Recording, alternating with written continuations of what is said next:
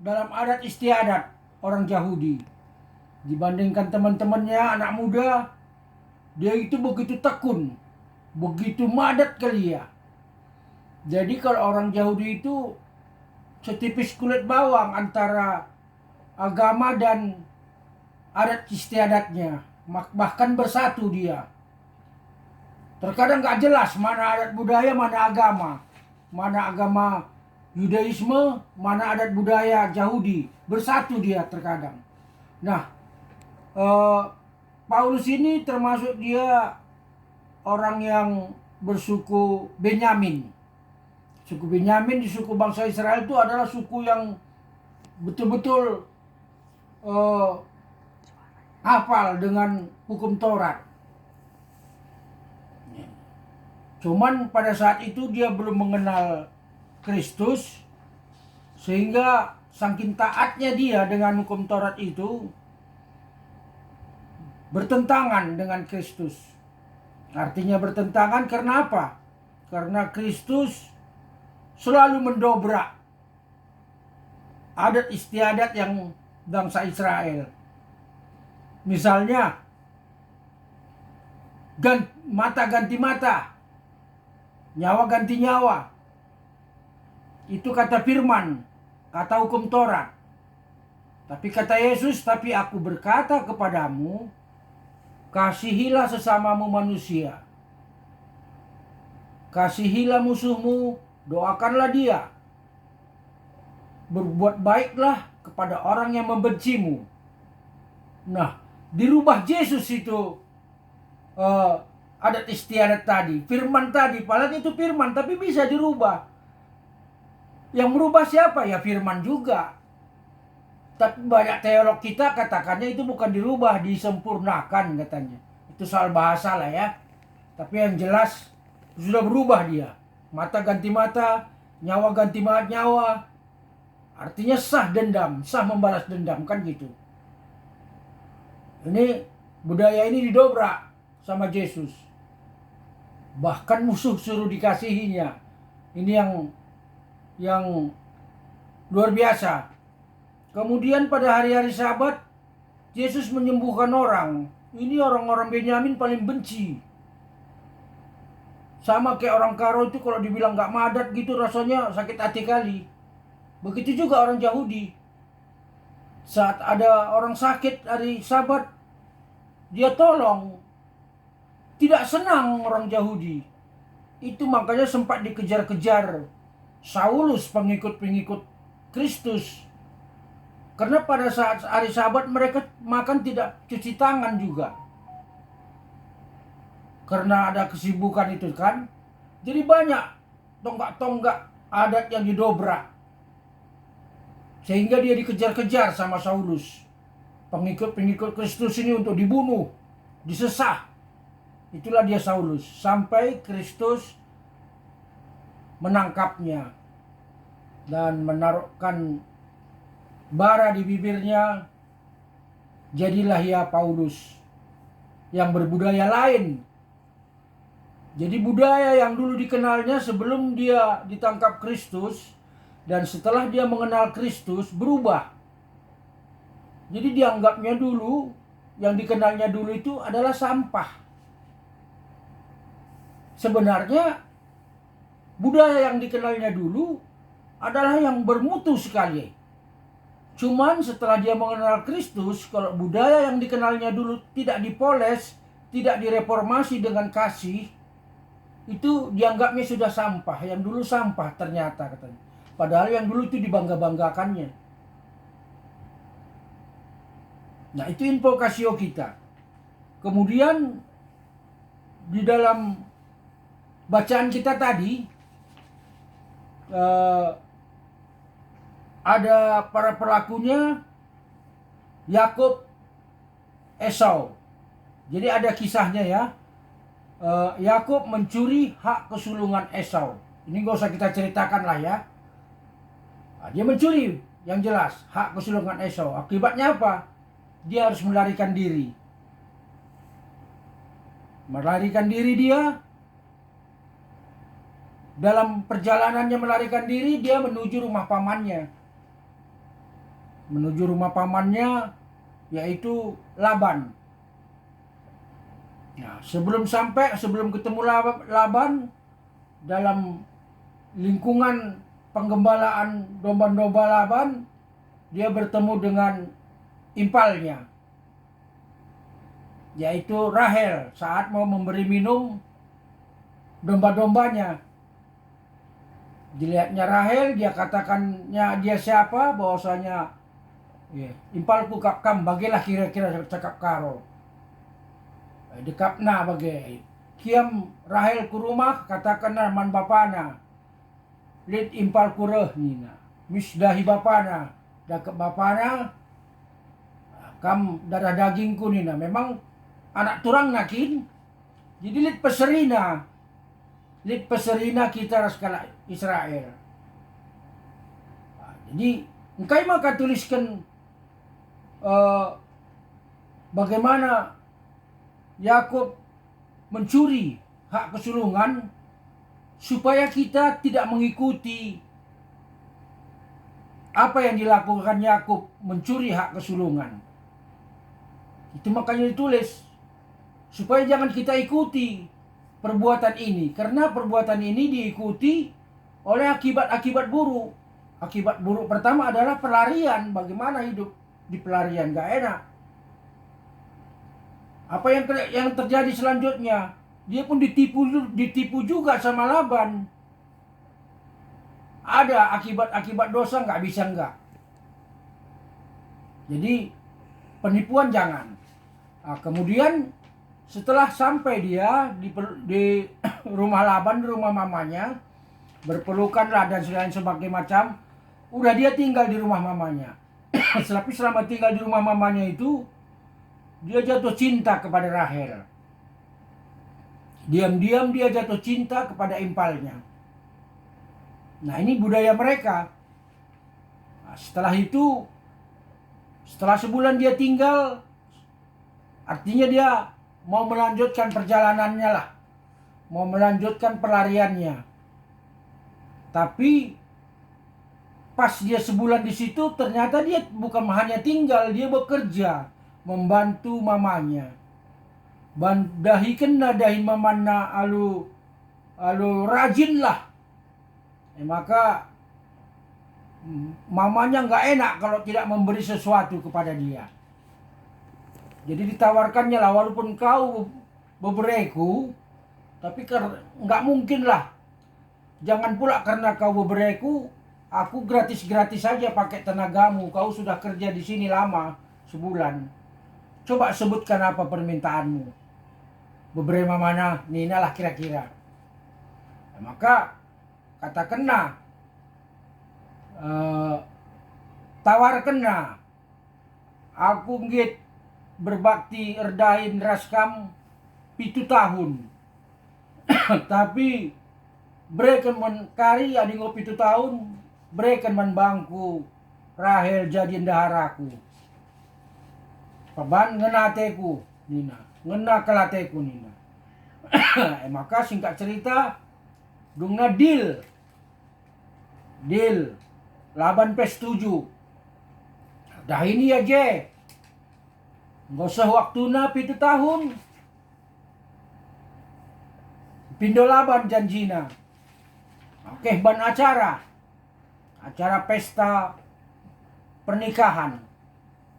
Ya, bayangkan sangai jahla ngalit lampu. Kayak nobaden ah.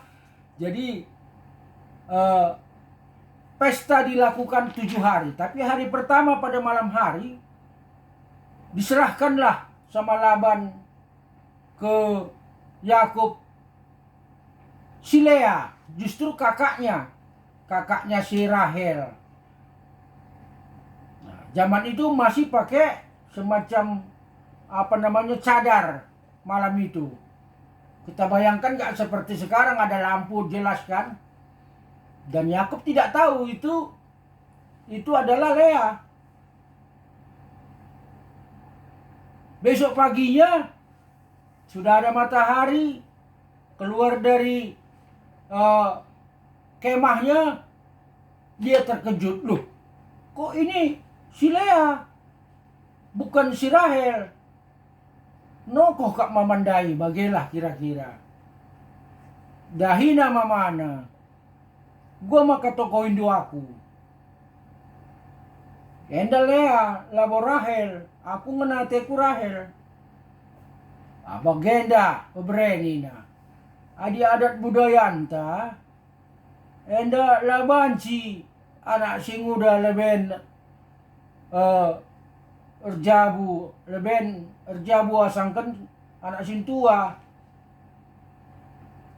Tapi nggak sadawari man bandu. Maka adinggit kam man Rahel kubreken ngaman bandu. Tapi dungindu pituari kerjenda. Memang jah tiap pesta perkawinan pituari. Dungindu dahinenda. Maka erdahin kakam 7 tahun nari dasaku. Maka aku bere. Jai hormati Yakub ka budaya enda. Labanci singuda leben erjabu asangkan kakana. Hormatina terimana. Aje ikatakanna la gejap Yakub 7 tahunnya perban ngena Athena. Rahele la gejapna jadilah ya latih. Je banci si petik budaya enda ras keinginan Yakub enda apapun yang kita kerjakan kalau kita letakkan tujuannya, ada tujuannya, itu menjadi lebih ringan, lebih ergiah-giah kita. Dia udah ada tujuan mendapatkan Rahel. Jajal si Firman ini katanya dia tidak terasa menjalani itu karena cintanya. Karena ada tujuannya.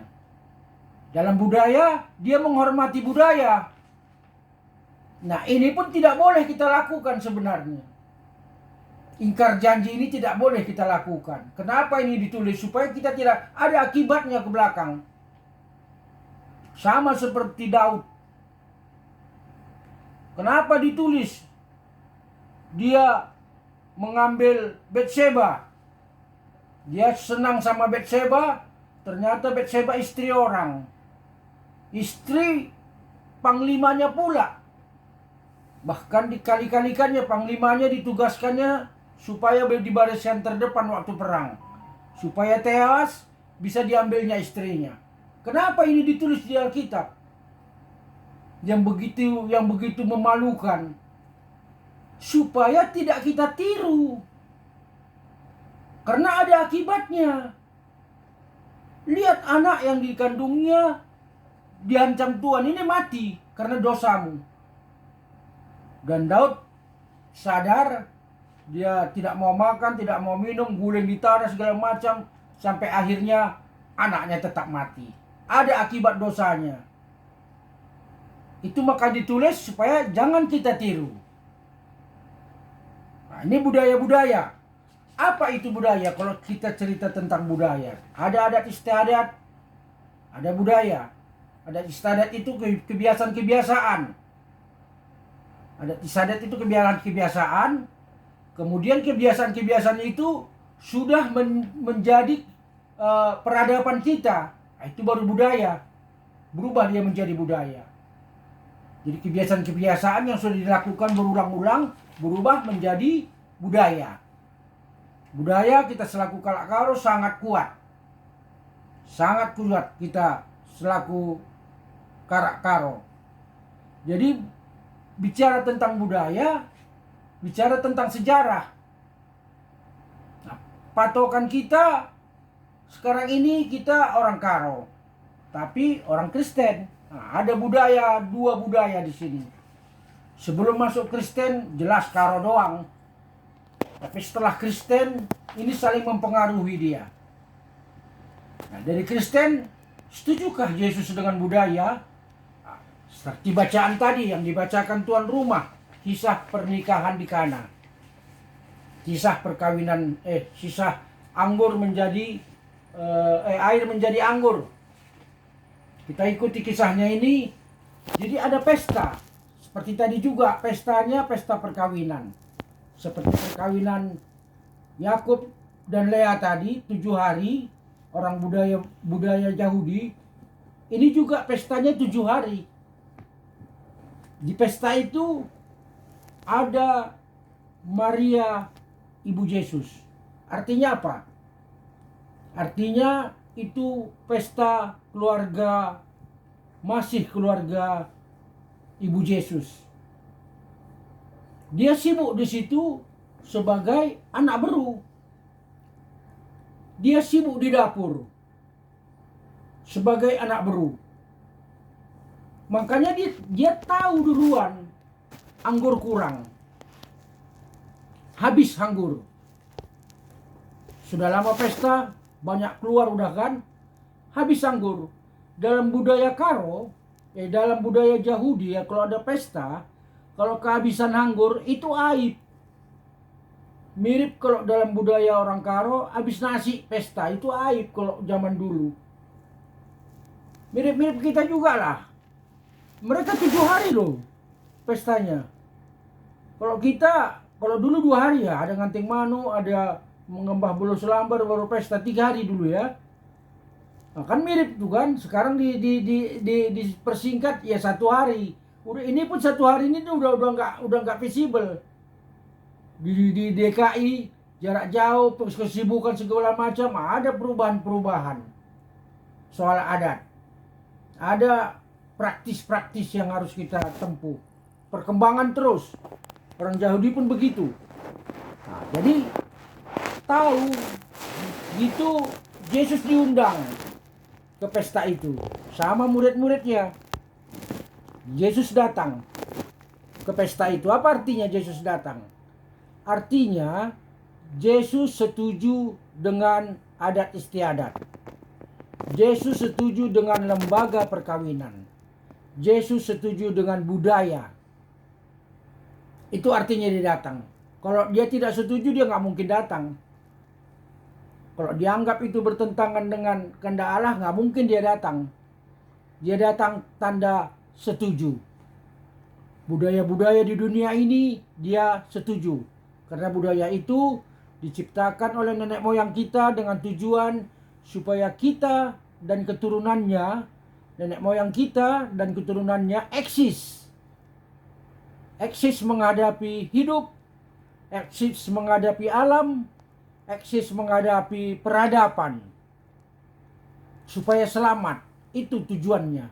Makanya hati-hati kita kalau udah tahu sejarahnya seperti itu. Jangan terlalu cepat menghakimi. Jangan terlalu cepat menghakimi.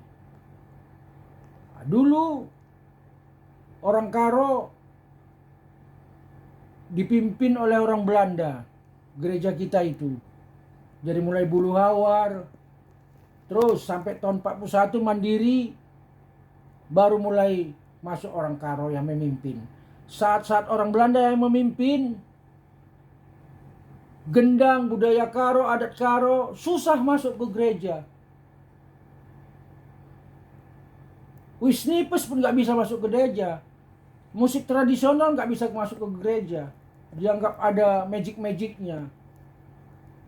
Tapi setelah mandiri, apalagi sudah ada konven pendeta sekarang ini, teologi GBKP semakin maju. Semakin mendekatkan diri terhadap budayanya. Kita sudah ada Alkitab bahasa Karo. Kita sudah ada buku denden bahasa Karo. Sudah boleh masuk musik tradisional ke gereja. Sudah boleh masuk tari-tarian ke gereja. Sudah boleh di kuburan ya arduap nggak apa-apa, tapi lewat doa. Ini orang Karo asli yang sendiri yang membahas teologinya, konvennya, sehingga itu baru tepat. Sehingga bisa diterima. Kalau orang Belanda dulu nggak bisa diterima. Wah itu musik itu magic nih naka. Kalau orang Karo asli bisa tahu dia. Ini bisa bukan magic, bisa ditransformasi firman. Lagunya lagu rohani. Lembaga yang paling berjasa melestarikan suku Karo, budaya Karo saat ini adalah yang terbesar GBKP.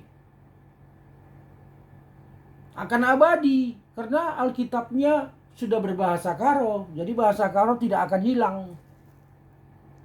Walaupun Ada anak-anak muda yang nggak bisa bahasa Karo, tapi Alkitabnya sudah dicetak bahasa Karo. Den-dennya dan dinyanyikan tiap minggu. Jadi kan lestari dia, berjasalah, hebatlah GBKP untuk budaya. Kita lanjutkan lagi tadi tentang kejadian di Kana. Nah, sebenarnya budayanya udah dapat ya, itu sebenarnya intinya. Nah, tapi ada dialog di situ, habis anggur gelisah Maria. Ini akan malu saudaraku, akan malu kali bubuku. Ini tanggung jawab anak beru. Dahina Yesus. Nggak keri anggur dai nina. Yesus sengget. Ih. Adik keri kena kaikin. Lengasah waktuku nina.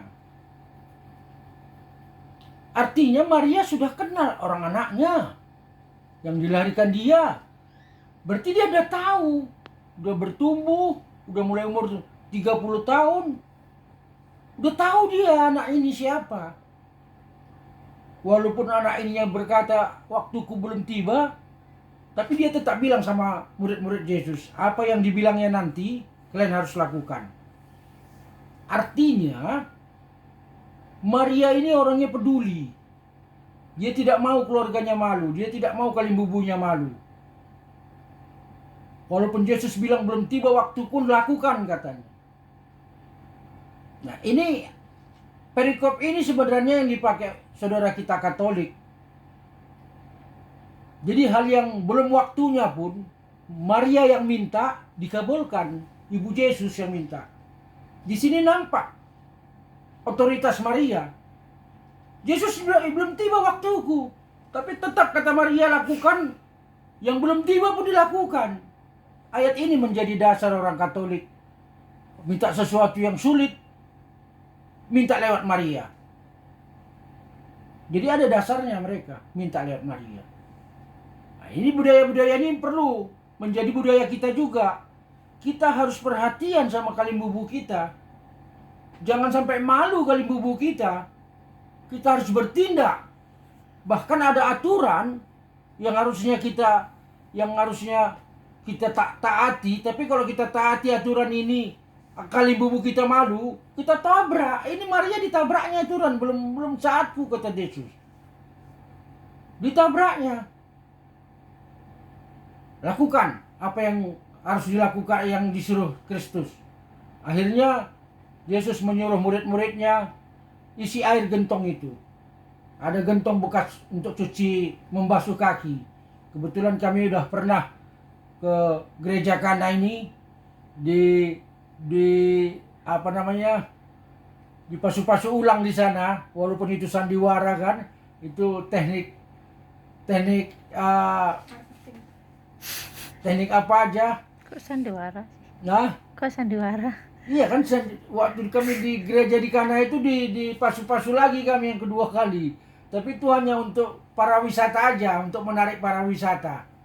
Nah, kami lihat ada di sana gentongnya tadi. Guci untuk itu. Jadi segede gitulah. Nah, itu diisi pakai air. Diisi sama murid-murid Yesus. Kemudian centong katanya bawa ke pemimpin pesta. Jadi pesta itu ada pemimpinnya. Dikasih sama kepada pemimpin pesta. Pemimpin pesta tadi mengecapnya. Kok tetap enak. Dibawanya ke mempelai laki-laki. Kau memang hebat kau. Biasanya orang pesta, anggur-anggur terakhir itu udah gak enak. Ini malah tambah enak. Hebat kau, hebat. Nah, dia pikir anggur itu dari si pemimpin pesta, dari yang pesta tadi. Dia tidak tahu asalnya itu dari Kristus. Nah, apa yang terjadi? Murid-murid tahu itu dari Kristus karena dia yang tuang, dia yang mengantarkan. Tahu apa yang terjadi? Murid-murid menyembah Yesus, percaya. Tapi pemimpin pesta tadi tidak tahu, walaupun merasakan, tapi tidak tahu asalnya dari mana. Apa yang terjadi? Dia puji yang punya pengantin pria. Salah puji, salah alamat. Nah, kita pun supaya jangan salah alamat, ya bergaullah, lihatlah apa yang dikerjakan Kristus, turuti apa yang dikerjakan Kristus. Supaya nanti dapat datang berkat sama kita orang lain yang kita puji, bukan dia. Begitu juga dengan budaya. Jadi budaya kita sudah aman, ada gereja kita. Cuman tinggal lagi, nggak bisa kita menahan arus perubahan zaman. Ada pandemi begini, udah nggak mungkin budaya kita satu harian di ruangan AC. Udah benar gereja kita membuat seminar kemarin. Bagaimana budaya menghadapi pandemi. Bagaimana budaya kita ini sesingkat mungkin. Nah, kemarin sudah diseminarkan, sudah ada bahannya, sudah sah seperti itu, Kak. Jadi ini diundang ini aja, itu udah bagus itu. Mungkin setelah pandemi selesai, itu bisa dilanjutkan. Cuman intinya, kalau persiapanku tadi, dia meminta supaya budaya ini dipandang sebagai ciptaan Tuhan juga. Jangan cepat-cepat bilang, oh budaya ini magic. Jangan cepat-cepat. Kalaupun magic, bisa ditransformasi.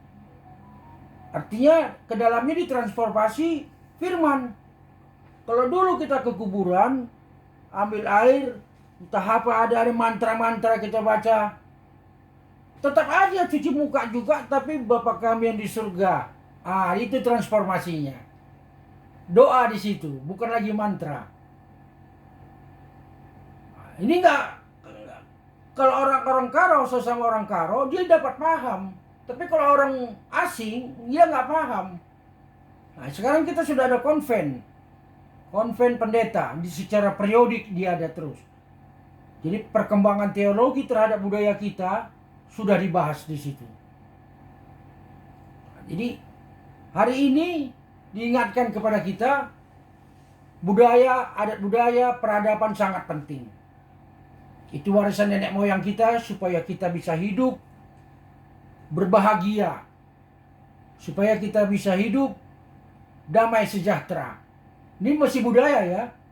Tapi jangan lupa, kita orang Kristen, ada panutan kita. Jadi budaya kita tadi itu, dengan panutan kita tadi ini, ditransformasikan namanya. Firman ditransformasikan ke budaya. Kalau ada magic-magicnya jelas kita tahu, tukar dengan firman Tuhan. Ditukar. Jadi kita tidak meninggalkan budaya Kristen juga kita tetap pegang, budaya Karo juga tetap kita pegang. Anan siti arah kami, mari toto kita. Bapa yang di surga,